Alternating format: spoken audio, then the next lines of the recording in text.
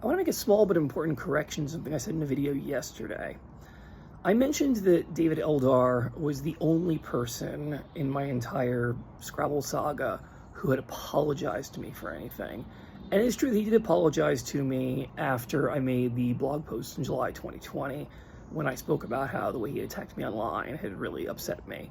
And I did appreciate him reaching out about that. And I will say further that he's still the only person who I actually recognized as having wronged or hurt me in some way in this Scrabble community who spoke up and admitted his own wrongdoing and took some accountability for it. But there's actually one other person who spoke up and took accountability for the actions of other people, even though I don't believe this person wronged me in any way. And that person was Chock Heng. He was the Malaysian representative on the WESPA Board, and I ran into him at the Budapest tournament. And we had literally never met and just said hello. I didn't bring up anything about the story of the board. He brought it up of his own accord, apologizing to me for the way the board as a whole had wronged me, and expressed that he felt there was nothing he could do to prevent it, and then continued to tell me the story of how he was being ridden off the board, how his own country's association did not want him to run for re-election there.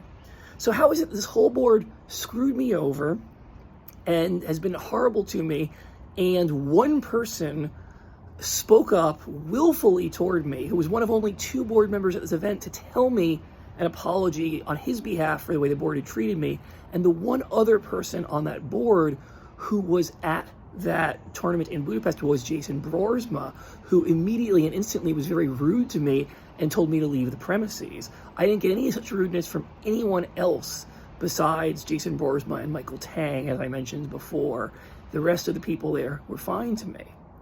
People just completely lose their objectivity here because of conversations they've had in private rooms where I've not been invited, because all these people decided they could decide to change my life and control my life.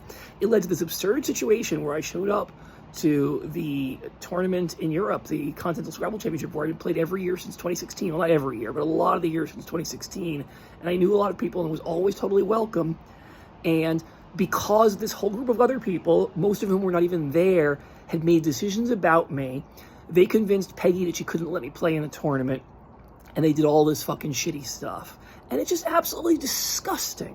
There's no way you can look at that situation, what happened in that room, with any objectivity and say the fact that I was prevented from playing in this tournament in Budapest was anything but disgusting bullying. You have to believe false things about conversations people had completely elsewhere, and you have to just buy into this bullshit universe worldview in order to justify this horrible fucking treatment of me. You guys are scum. You need to make it up to me. You need to admit your wrongdoing and let me back into tournaments.